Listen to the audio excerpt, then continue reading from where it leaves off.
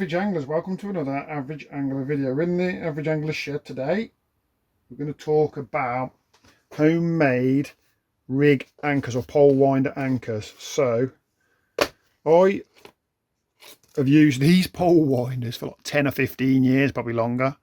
I've written on the side there, the side on the right, but that's how they come. These are old Fox ones.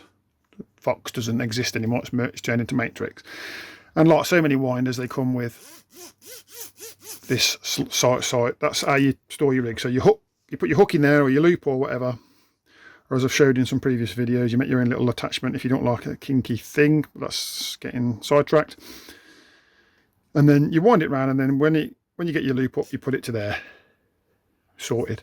But what can happen with these is that comes off, you lose it, and now your winder's useless. But it's not useless. You go back to the old traditional way of doing things, which is using an anchor, a pole winder anchor, which is like a piece of this, like it used to be like a well, you still get them, special rubber thing. It goes into your loop, and then it stretches and clips. It used to clip over like a little peg like this. Now obviously this hasn't got any pegs on it for those winders, those anchors. And also I don't want to go out and buy loads of anchors.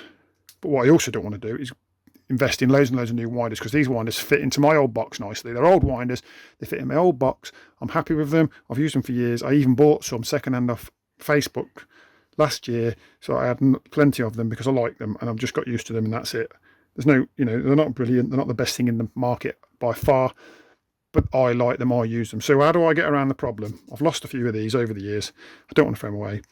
I don't want to mess about buying pole winders. Now I saw a video about some new products on the market that were really good pole anchors, and they were saying, oh, it's almost like they used hybrid elastic to make it. And then I realized, well, why don't I make some out of hybrid elastic? So I've got all me, I've showed you before, I always keep all my offcuts from when I elasticate poles, etc. They're all in there. If you keep them out of the sunlight, keep them fine, they keep for years. So what I did was I got one, and I tied a crow's foot in that end.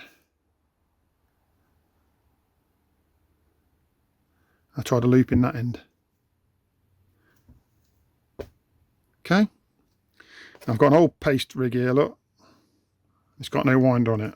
So all you've got to do is get your loop at the end of your rig. Hopefully you can see this loop. Open your loop out. You pass your crow's foot up from underneath, and let the loop go behind the back of the knot, and that will pull now. Show you that one more time. You've got to do this right, otherwise it keeps coming off. But after you've done it a couple of times, you'll practice it and it's fine. You get your crow's foot. A bit of focus on it here. Give me a second to get this focused. Right, you get your crow's foot and you come underneath the loop. Just open the loop out because you can't quite see it. Come underneath the loop, up through, and then pull back.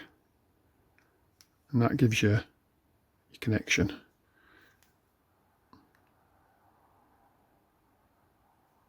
And then all you've got to do is wind it around. And then because you've got the loop, you can just pull it. And because it's hybrid elastic, it's so stretchy, you just pull it and just loop it over one of the ends. Just loop it over there. You're sorted.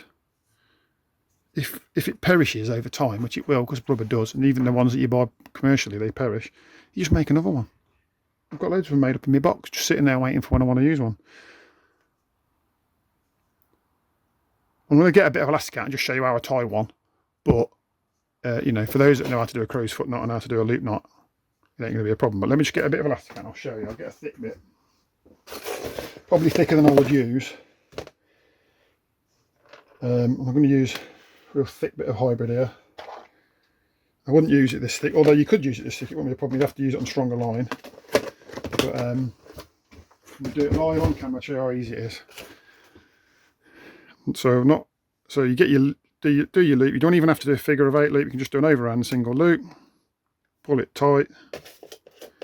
Snip that off. And on the other end, you do another loop, overhand loop like that. So loop is just round your finger once and under. It's just a knot, but with a line with the elastic doubled up. So what you've got